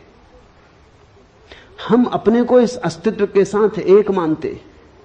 इस एक की उद्घोषणा के होते ही जीवन में सुख की वर्षा हो जाती। ऐसे विश्वास रूपी अमृत को पीकर सुखी हो। विश्वास अमृतम पीत्वा सुखी भव। अभी हो जा सुखी, पीत्वा सुखी भव, इसी क्षण हो जा सुखी।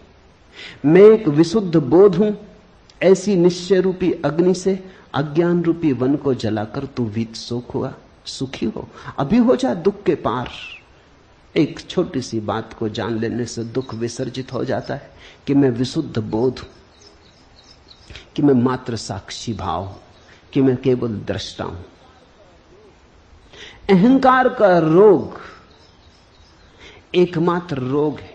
मैंने सुना है दिल्ली के एक कवि सम्मेलन में मुल्ला नसरुद्दीन भी सम्मिलित हुआ।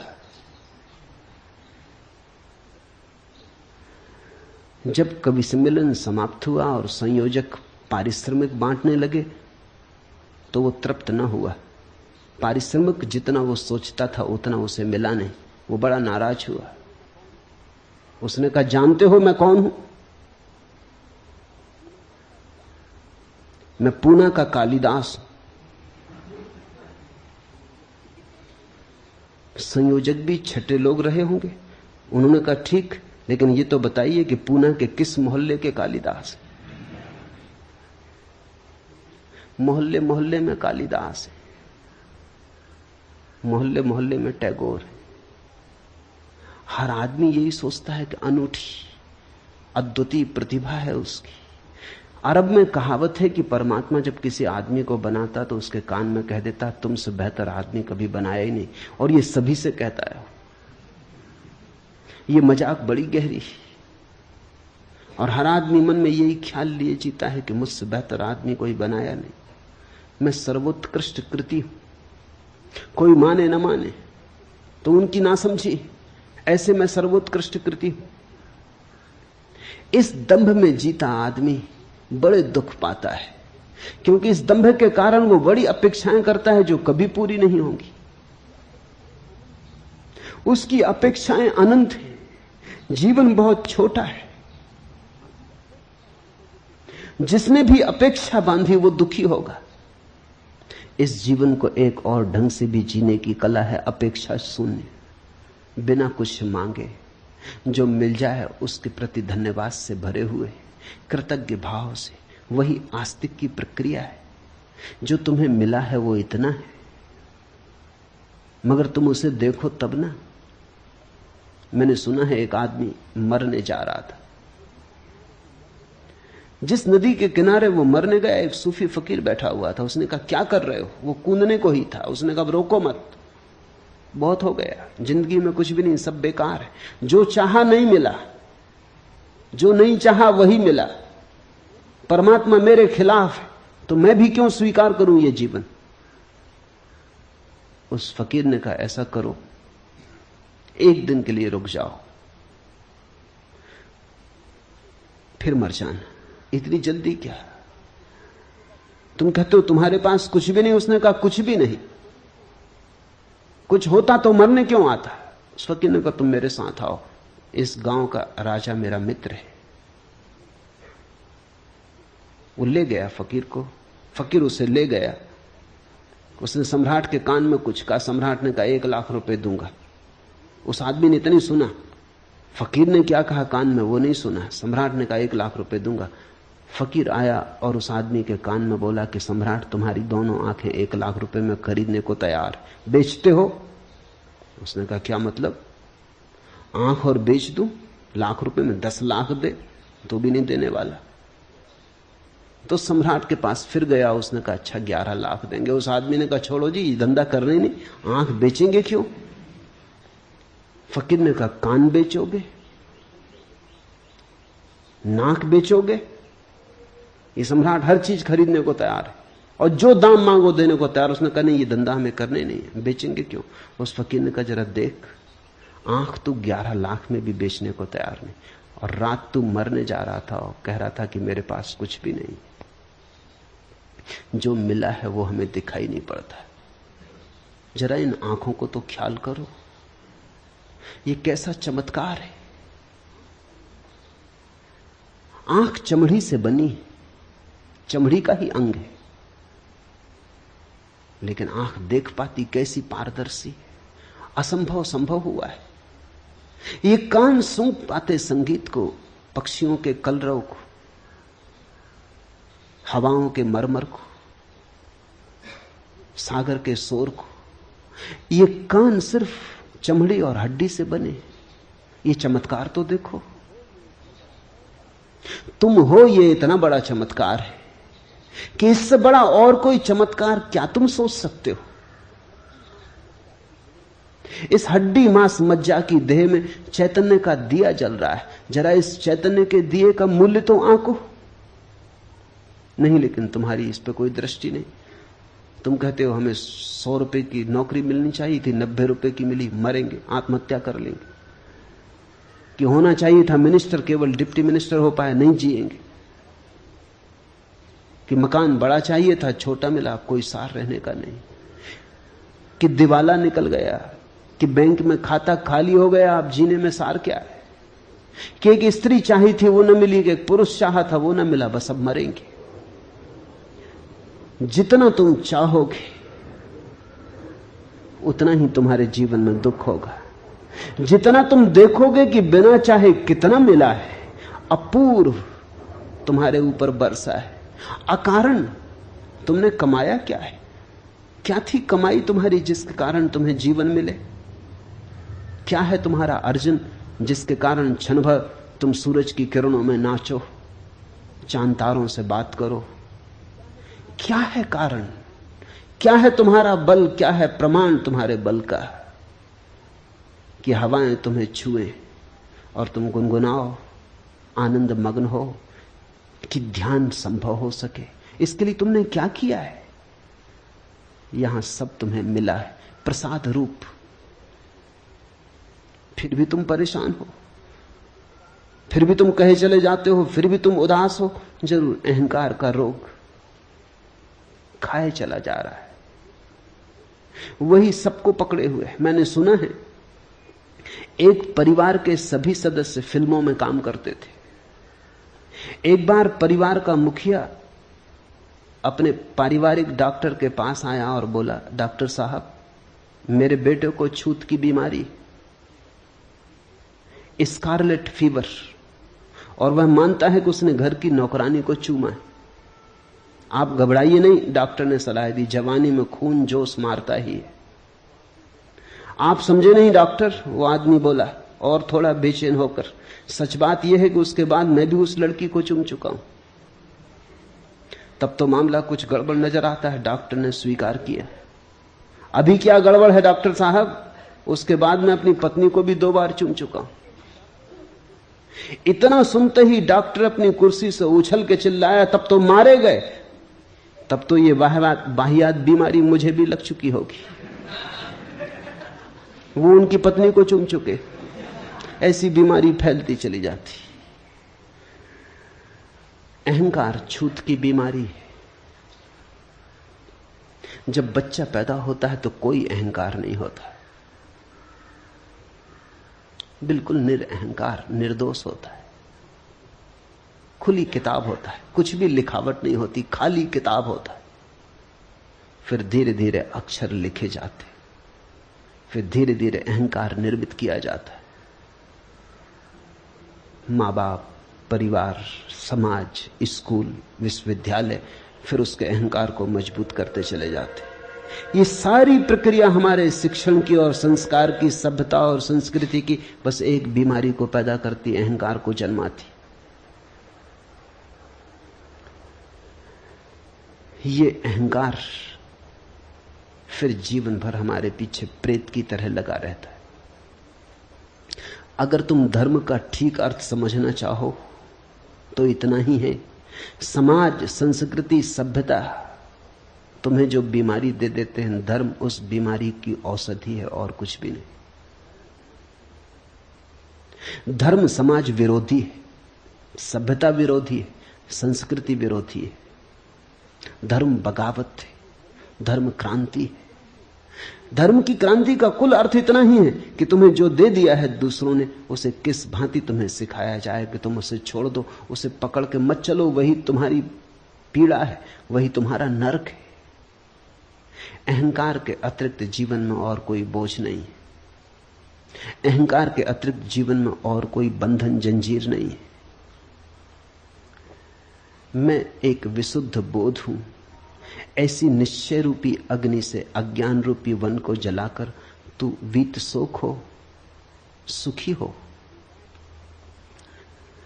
अहंकार का अर्थ है अपने चैतन्य को किसी और चीज से जोड़ लेना।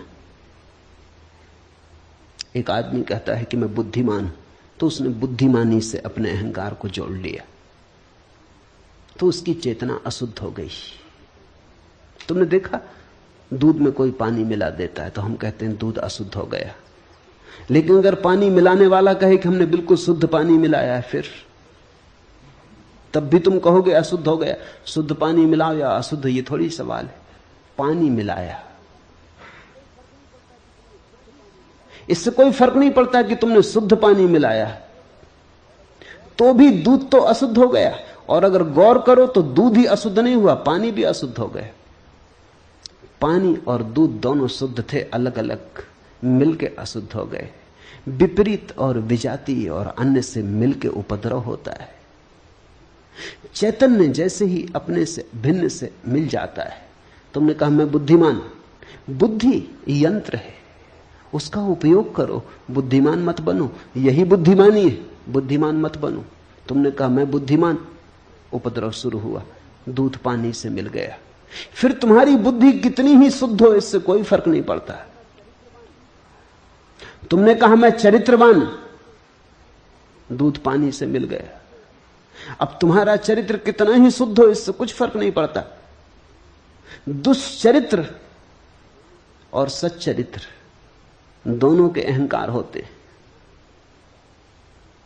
मैंने सुना है एक पुरानी कहानी कि जार के जमाने में रूस में साइबेरिया में 3 कैदी बंद थे और तीनों में सदा विवाद हुआ करता था कि कौन बड़ा अपराधी, और तीनों में सदा विवाद हुआ करता था कि कौन ज्यादा दिन से जेल भोग रहा है। जेल में अक्सर ये होता है, लोग वहां भी बढ़ा चढ़ा के बताते। ऐसे नहीं कि तुम अपना बैंक बैलेंस बढ़ा चढ़ा के बताते हो और मेहमान आ जाते हैं तो घर में पड़ोस से फर्नीचर मांग के वो गलीचे बिछा देते हो, तुम ही धोखा देते हो। ऐसा नहीं है। ऐसा नहीं है कि तुम ही दूसरों को देख के खूब जोर जोर से हरे राम करने लगते हो कि कोई आ जाए तो प्रार्थना लंबी हो जाती है, पूजा की घंटियां जोर से बजने लगती हैं, कोई ना आए जल्दी निपटा लेते हो। ऐसा तुम ही करते हो, ऐसा नहीं है। मेहमान घर में हो तो तुम मंदिर चले जाते हो, क्योंकि मेहमानों पर धार्मिक होने का प्रभाव डालना है। कैदी भी कारागृह में इसी तरह करते। उन 3 कैदियों में विवाद होता था। एक दिन पहले कैदी ने कहा कि मैं जब जेल में आया था, जब मुझे साइबेरिया के जेल में डाला गया, तब मोटर गाड़ी नहीं चलती थी। दूसरे ने कहा इसमें क्या रखा है, मैं जब डाला गया तब बैलगाड़ी तक नहीं चलती थी। तीसरे ने कहा बैलगाड़ी क्या होती। वो ये सिद्ध करने की कोशिश कर रहे हैं कि कौन कितने प्राचीन समय से उस जेल में पड़ा हुआ। इसमें भी अहंकार है। मैंने सुना है एक जेल में एक नया अपराधी आया, जिस कोठरी में उसे भेजा गया था उस कोठरी में एक दादा पहले से ही जमे थे। उन दादा ने पूछा कि कितने दिन रहेगा। मैंने कहा कि ये कोई 20 साल की सजा हुई। तो उसने कहा तू दरवाजे पे रह, तुझे जल्दी निकलना पड़ेगा, तू दरवाजे के पास ही अपना बिस्तरा लगा ले। अपराधी का भी अहंकार है। बुरे के साथ भी आदमी अपने अहंकार को भरता है, भले के साथ भी भरता है, लेकिन दोनों स्थितियों में चैतन्य अशुद्ध हो जाता है। अष्टावक्र कहते हैं मैं एक विशुद्ध बोध हूं, न तो मैं बुद्धिमान हूं, न मैं चरित्रवान हूं, न मैं चरित्रहीन हूं, न मैं सुंदर हूं, न मैं असुंदर हूं, न मैं जवान हूं, न मैं बूढ़ा हूं, न गोरा न काला, न हिंदू न मुसलमान, न ब्राह्मण न शूद्र। मेरा कोई तादात्म्य नहीं। मैं इन सबको देखने वाला हूं। जैसे तुमने दिया जलाया अपने घर में, तो दिए की रोशनी टेबल पे भी पड़ती, कुर्सी पे भी पड़ती, दीवार पे भी पड़ती, दीवार घड़ी पे भी पड़ती, फर्नीचर पे, अलमारी पर, कालीन पर, फर्श पर, छप्पर पर, सब पे पड़ती। तुम बैठे तुम पे भी पड़ती। लेकिन ज्योति न तो दीवार है, न छप्पर है, न फर्श है, न टेबल है, न कुर्सी है। सब रोशन है उस रोशनी में, लेकिन रोशनी अलग है। शुद्ध चैतन्य तुम्हारी रोशनी है, तुम्हारा बोध है। वो बोध तुम्हारी बुद्धि पर भी पड़ता, तुम्हारी देह पर भी पड़ता, तुम्हारे कृत्य पर भी पड़ता, लेकिन तुम उनमें से कोई भी नहीं हो। जब तक तुम अपने को किसी से जोड़ के जानोगे तब तक अहंकार पैदा होगा। अहंकार है चेतना का किसी अन्य वस्तु से तादात्म्य। जैसे ही तुमने सारे तादात्म्य छोड़ दिए, तुमने कहा मैं तो बस शुद्ध बोध, मैं तो शुद्ध बोध हूं, शुद्ध बुद्ध हूं, वैसे ही तुम घर लौटने लगे, मुक्ति का क्षण करीब आने लगा। अष्टावक्र कहते हैं विशुद्ध बोध हूं ऐसी धारणा, अहम एका विशुद्ध बोधा इति। ऐसे निश्चय रूपी अग्नि से। ये क्या है निश्चय रूपी बात? सुन के ये निश्चय न होगा, केवल बुद्धि से समझ के ये निश्चय न होगा। ऐसा तो बहुत बार तुमने समझ लिया, फिर भूल जाते हो। अनुभव से ये निश्चय होगा। थोड़े प्रयोग करोगे तो निश्चय होगा, प्रतीति होगी तो निश्चय होगा, और निश्चय होगा तो क्रांति घटित होगी। अज्ञान रूपी वन को जलाकर तू वीत सोख हुआ, सुख को प्राप्त हो, सुखी हो। जिसमें यह कल्पित संसार रस्सी में सांप जैसा भासता है, तू वही आनंद परमानंद बोध है। अतएव तू सुखपूर्वक विचर। यहां दुख का कोई कारण ही नहीं।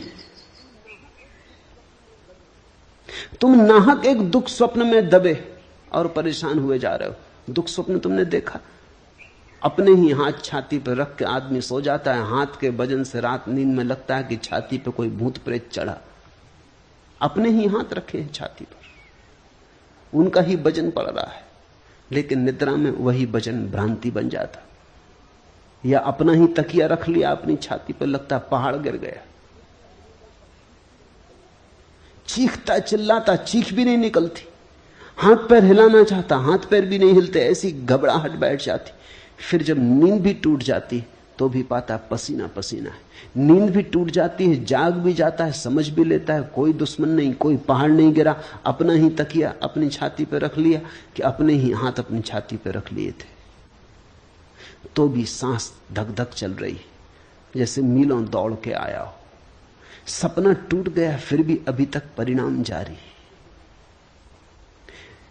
जिसको हम ये संसार के दुख कह रहे हैं वो हमारी ही बोध की भ्रांतियां हैं, जिसमें यह कल्पित संसार रस्सी में सांप जैसा भासता है। तुमने देखा कभी रस्सी पड़ी हो रास्ते पर अंधेरे में, बस सांप का ख्याल आ जाता, ख्याल आ गया तो रस्सी पर सांप आरोपित हो गया, भागे, चीख पुकार मचा दी।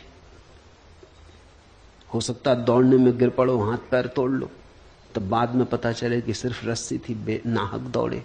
लेकिन फिर क्या होता, हाथ पैर तोड़ चुके। लेकिन अगर तुम्हारे पास थोड़ा सा भी बोध का दिया हो, प्रकाश हो थोड़ा, तो अंधेरे से अंधेरी रात में भी तुम बोध के दिए से देख पाओगे कि रस्सी रस्सी है, सर्प नहीं। इस बोध में ही आनंद और परमानंद का जन्म होता है। अतएव तू सुखपूर्वक विचर। तेरे पास सूत्र है, तेरे पास ज्योति है, ज्योति को तूने नाहक के पर्दों में ढांका। पर्दे हटा, घूंघट के पट खोल। विचार के, वासना के, अपेक्षा के, कल्पनाओं के, सपनों के पर्दे हटाओ। वही हैं घूंघट। घूंघट को हटाओ, खुली आंख से देखो। लोग बुर्के ओढ़े बैठे, उन बुर्कों के कारण कुछ दिखाई नहीं पड़ता, धक्के खा रहे हैं, गड्ढों में गिर रहे हैं। वही आनंद परमानंद बोध है। अतएव तू सुखपूर्वक विचर। यत्र विश्वमिदं भाति कल्पितम रज्जु सर्पवत आनंद परमानंदा सा बोधस्त्वम सुखम चर। आनंद परमानंद बोधा त्वम सुखम चर। इस थोड़े से बोध को समझ लो, पकड़ लो, पहचान लो, फिर विचरण करो सुख में। ये अस्तित्व परम आनंद है। इस अस्तित्व ने दुख जाना नहीं, दुख तुम्हारा निर्मित किया हुआ है। कठिन है समझना ये बात, क्योंकि हम इतने दुख में जी रहे हैं, हम कैसे माने कि दुख नहीं। वो जो रस्सी को देख के भाग गया है वो भी नहीं मानता कि सर्प नहीं है। वो जो हाथ रख के छाती पे पड़ा है और सोचता है पहाड़ गिर गया, वो भी उस क्षण में तो नहीं मान सकता कि पहाड़ नहीं गिर गया है। वैसी ही हमारी दशा है। क्या करें?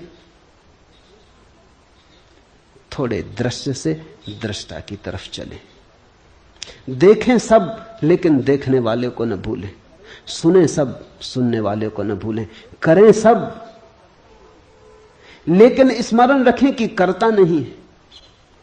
बुद्ध कहते थे चलो राह पर, और स्मरण रखो कि भीतर कोई चल नहीं रहा है, भीतर सब अचल है। ऐसा ही है भी। गाड़ी के चाक को चलते देखा, कील तो ठहरी रहती, चाक चलता जाता है। ऐसे ही जीवन का चाक चलता है, कील तो ठहरी हुई है। कील हो तुम। मुक्ति का अभिमानी मुक्त है और बद्ध का अभिमानी बद्ध। क्योंकि इस संसार में यह लोकोक्ति सच है कि जैसी मति वैसी गति। ये सूत्र मूल्यवान है। मुक्ति का अभिमानी मुक्त है। जिसने जान लिया कि मैं मुक्त हूं वो मुक्त है। मुक्ति के लिए कुछ और करना नहीं, इतना जानना ही है कि मैं मुक्त हूं। तुम्हारे करने से मुक्ति ना आएगी, तुम्हारे जानने से मुक्ति आएगी। मुक्ति कृत्य का परिणाम नहीं, ज्ञान का फल है। मुक्ति का अभिमानी मुक्त है और बद्ध का अभिमानी बद्ध। जो सोचता है मैं बंधा हूं वो बंधा है, जो सोचता है वो मुक्त हूं मैं वो मुक्त है। तुम जरा करके भी देखो, एक 24 घंटे ऐसा सोच कर देखो कि चलो 24 घंटे यही सही, मुक्त हूं। 24 घंटे मुक्त रह के देख लो, तुम बड़े चकित होगे, तुम्हें खुद ही भरोसा ना आएगा कि अगर तुम सोच लो मुक्त हो तो कोई नहीं बांधने वाला है, तो तुम मुक्त हो। तुम सोच लो कि बंधा हूं तो हर चीज बांधने वाली है। मेरे एक मित्र थे, मेरे साथ प्रोफेसर थे। होली के दिन थे, भांग पी ली, रास्ते पे शोरगुल मचा दिया, हुल्लड़ कर दिया। बड़े सीधे आदमी थे। सीधे आदमी के साथ खतरा है, उसके भीतर काफी दबा पड़ा रहता। उपद्रवी नहीं थे, नाम भी उनका भोले राम था। भोले भाले आदमी थे। भोले भाले आदमी के साथ एक खतरा है, भांग वगैरह से बचना चाहिए, क्योंकि वो भोला भालापन जो ऊपर ऊपर है, भांग ने तो डुबा दिया। भीतर जो दबा पड़ा था, जिंदगी भर में जो नहीं किया था, वो सब निकल आया। वो सड़क पर गए, शोरगुल मचाया, उपद्रव कर दिया, किसी स्त्री के साथ छेड़छाड़ कर दी, पकड़ लिए गए, थाने में बंद कर दिए गए। अंग्रेजी के प्रोफेसर थे। रात कोई 2 बजे आदमी मेरे पास आया और उसने कहा कि आपके मित्र पकड़ गए, और उन्होंने खबर भेजी कि निकालो, सुबह के पहले निकालो, नहीं तो मुश्किल हो जाएगी। बामुश्किल उनको निकाल पाए, सुबह होते होते निकाल तो लाए, लेकिन वो ऐसे घबरा गए। सीधे साधे आदमी थे, वो ऐसे घबरा गए कि बस मुश्किल खड़ी हो गई। 3 महीने उन्होंने ऐसा कष्ट भोगा। सड़क से पुलिस वाला निकले कि वो छुप जाए, कि वो आ रहा पकड़ने। मेरे साथ एक ही कमरे में रहते थे। रात पुलिस वाला सीटी बजाए, वो बिस्तर के नीचे हो जाए, तुम कर क्या रहे हो? आ रहे हैं वो लोग। फिर तो हालत ऐसी बिगड़ गई कि वो न मुझे सोने देना, खुद सोए। वो कहें जगो, सुना तुमने? वो लोग, हवा में खबर है, आवाज आ रही, रेडियो पर वो लोग यहां वहां से खबर भेज रहे हैं कि भोला राम कहां है। भोला राम, तुम सो जाओ। अभी सो कैसे जाएं, जीवन खतरे में। वो पकड़ेंगे, फाइल है मेरे खिलाफ। आखिर में इतना परेशान हो गया कि कोई रास्ता न देख के कॉलेज भी जाना उन्होंने बंद कर दिया। छुट्टी लेके घर बैठ गए। वो 24 घंटे एक ही रंग चलने लगा, जिसको मनोवैज्ञानिक पैरानॉइड कहते। वो पैरानॉइड हो गए, अपने भय से ही रचना करने लगे। भले आदमी थे, कभी सोचा भी नहीं था मैंने, लेकिन एक अनुभव हुआ कि आदमी क्या क्या कल्पना नहीं कर ले सकता है। दीवानों को वो कहें कान है, सब तरफ लोग सुन रहे हैं। कोई भी रास्ते पे चल रहा है तो वो उन्हीं को देखता हुआ चल रहा है। कोई किनारे पर खड़े होकर हंस रहा है तो वो भोला राम को देख के हंस रहा है। कोई बात कर रहा है तो वो उन्हीं के खिलाफ षड्यंत्र रच रहे हैं, सारी दुनिया उनके खिलाफ। फिर कोई उपाय न देख के मुझे एक ही रास्ता दिखाई पड़ा। एक परिचित मित्र थे, इंस्पेक्टर थे, उनको समझाया कि तुम आ जाओ एक दिन फाइल लेके।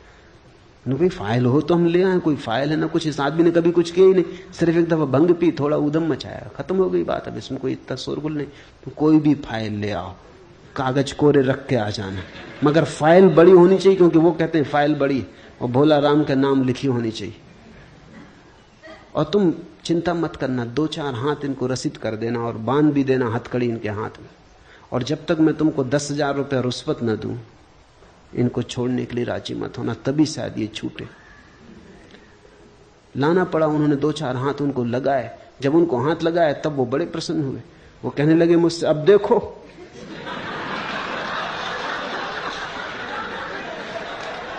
जो मैं कहता था हुआ कि नहीं। ये रही फाइल, बड़े बड़े अक्षरों में भोला राम लिखा है। अब बोलो, वो सब समझदारी की बातें कहां गई? अब ये हो रहा है, चले भोला राम। हथकड़ी भी डाल दी। मगर एक तरह से वो प्रसन्न थे, एक तरह से दुखी थे, रो रहे थे, मगर एक तरह से प्रसन्न थे कि उनकी धारणा सही सिद्ध हुई। आदमी ऐसा पागल है, तुम्हारे दुख की धारणा भी सही सिद्ध हो तो तुम्हारे अहंकार को तृप्ति मिलती कि देखो मैं सही सिद्ध हुआ। उनका पूरा भाव यह था कि सबको गलत सिद्ध कर दिया, सब समझाने वाले, कोई सही सिद्ध नहीं हुआ, आखिर में ही सही सिद्ध हुआ। बामुश्किल समझाया और बुझाया। इंस्पेक्टर को उसको कह रखा था जल्दी मत मान जाना, नहीं तो वो सोचेंगे कि कोई जालसाजी। वो कहा कि ये हो ही नहीं सकता, ये तो इनको आजन्म सजा होगी। बस वो जब ये इस तरह की बातें कहें वो मेरी तरफ देखेंगे, कहो। बहुत मुश्किल से समझा बुझा के हाथ पैर जोड़ के नोट की गड्डियां उनको दी फाइल जलाई सामने, उस दिन से भोला राम मुक्त हो गए, ठीक हो, सब खत्म हो गया मामला। करीब करीब ऐसी अवस्था है।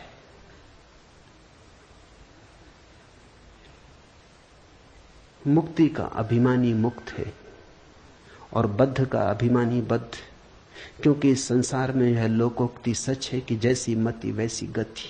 तुम जैसा सोचते हो वैसा ही हो गया है। तुम्हारे सोचने ने तुम्हारा संसार निर्मित कर दिया है। सोच को बदलो, जागो और ढंग से देखो। सब यही रहेगा, सिर्फ तुम्हारे देखने, सोचने, जानने के ढंग बदल जाएंगे और सब बदल जाएगा। मुक्ताभिमानी मुक्तो ही बद्धो बद्धाभिमान्यपि किम वदन्ति है सत्ययम या मतिसा गति भवेत, या मतिसा गति भवेत। तो जैसा सोचो, जैसी मति वैसी गति हो जाती। आत्मा साक्षी है, व्यापक है, पूर्ण है, एक है, मुक्त है, चेतन है, क्रिया रहित है, असंग है, निष्प्रह है, शांत है। वह भ्रम के कारण संसार जैसा भासता है। साक्षी, व्यापक, पूर्ण। सुनो इस शब्द को। अष्टावक्र कहते तुम पूर्ण हो। पूर्ण होना नहीं है, तुम में कुछ भी जोड़ा नहीं जा सकता। तुम जैसे हो परिपूर्ण हो। तुम में कुछ विकास नहीं करना है, तुम्हें कुछ सोपान नहीं चढ़ने, तुम्हारे आगे कुछ भी नहीं है। तुम पूर्ण हो, तुम परमात्मा हो, व्यापक हो, साक्षी हो, एक हो, मुक्त हो, चेतन हो, क्रिया रहित हो, असंग हो। किसी ने तुम्हें बांधा नहीं, कोई संग साथी नहीं, अकेले हो, परम एकांत में हो, निष्प्रह हो। ऐसा होना नहीं है, यही फर्क है अष्टावक्र के संदेश का। अगर तुम महावीर को सुनो तो महावीर कहते ऐसा होना है।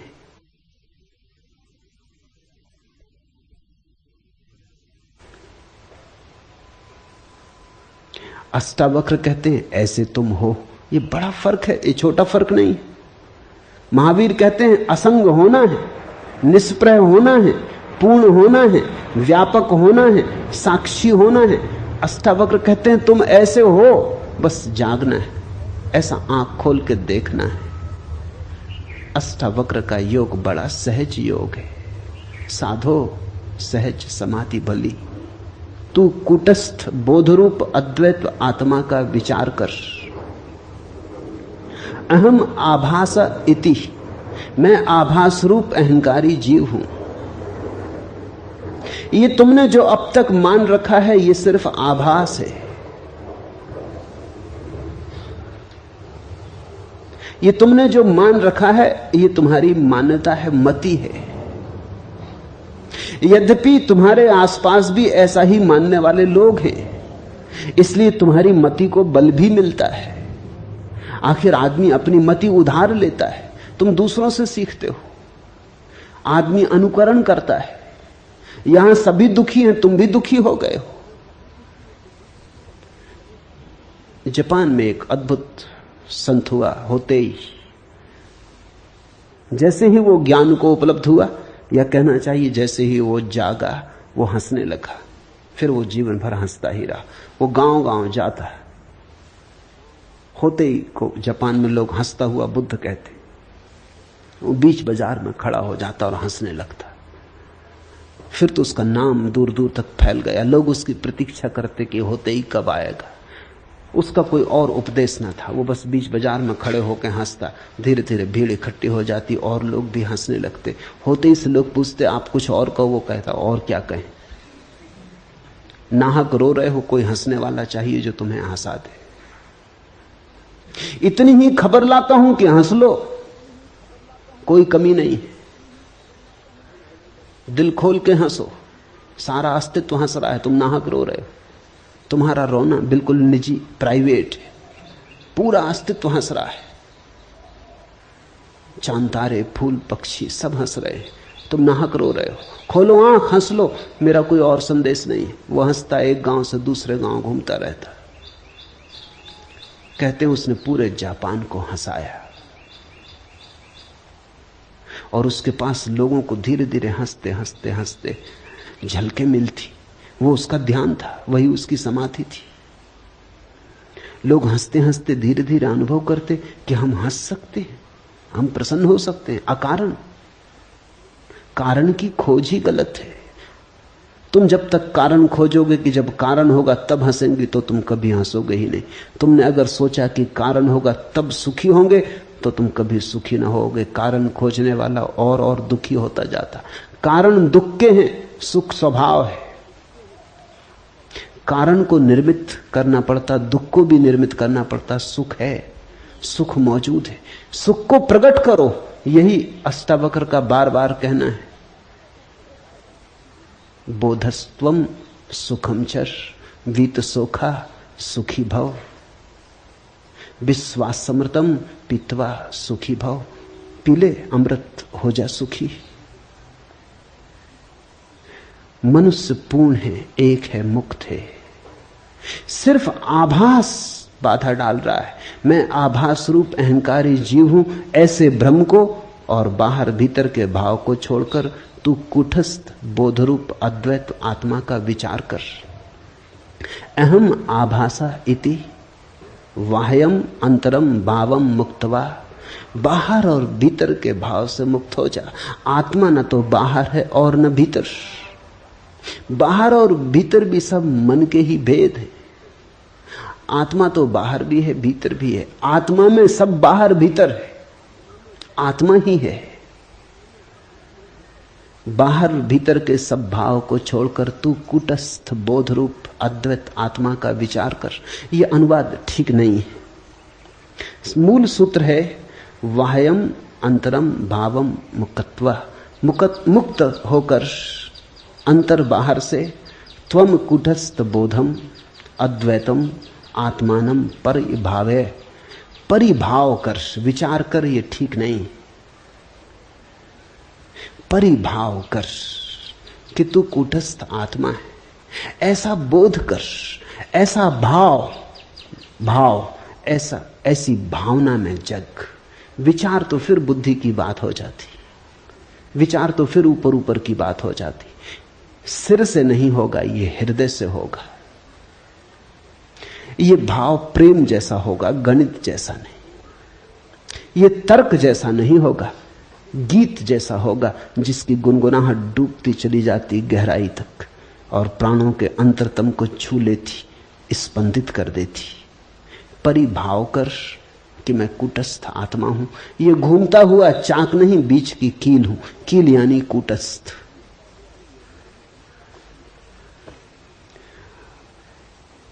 तुम जब तक सोचते हो पृथ्वी पर हो, पृथ्वी पर हो। जिस क्षण तुमने तैयारी दिखाई, जिस क्षण तुमने हिम्मत की, उसी क्षण आकाश में उड़ना शुरू हो सकता है। दल के दल तैर रहे मेघ मगन भू पर, उड़ता जाता हूं मैं मेघों के ऊपर। एक अजब लोक खुला है मेरे आगे, कोई सपना विराट सोए में जागे। कहां उड़ जाता है समय सिंधु घर घर। गाड़ी जो अंधी घाटी में बर्फीली, उर्मिल धाराओं में मछली चमकीली। धसता जाता हूं पैनिल तम के भीतर, कोसों तक लाल परधी सूरज को घेरे। छलक रहा इंद्रधनुष पंखों पर मेरे, यहां वहां फूट रहे रंगों के निर्झर। ठहरी सी नदी कहीं, उड़ते से पुल हैं, धाराओं पर धाराएं आकुल व्याकुल हैं। गलगल कर बहे जा रहे नभ में भूधर। गांव पर गांव धवल, जंगल कांसों के, उगते ये तरु अनंत किसकी सांसों के। एक दूसरी धरती बना हुआ है अंबर, दल के दल तैर रहे मेघ मगन भू पर। उड़ता जाता हूं मैं मेघों के ऊपर। एक अजब लोक खुला है मेरे आगे, कोई सपना विराट सोए में जागे। जागो, सपना खूब देखा, अब जागो। बस जागना कुंजी है, कुछ और करना नहीं। न कोई साधना, न कोई योग, न आसन, बस जागना। हरिओम तत्सत।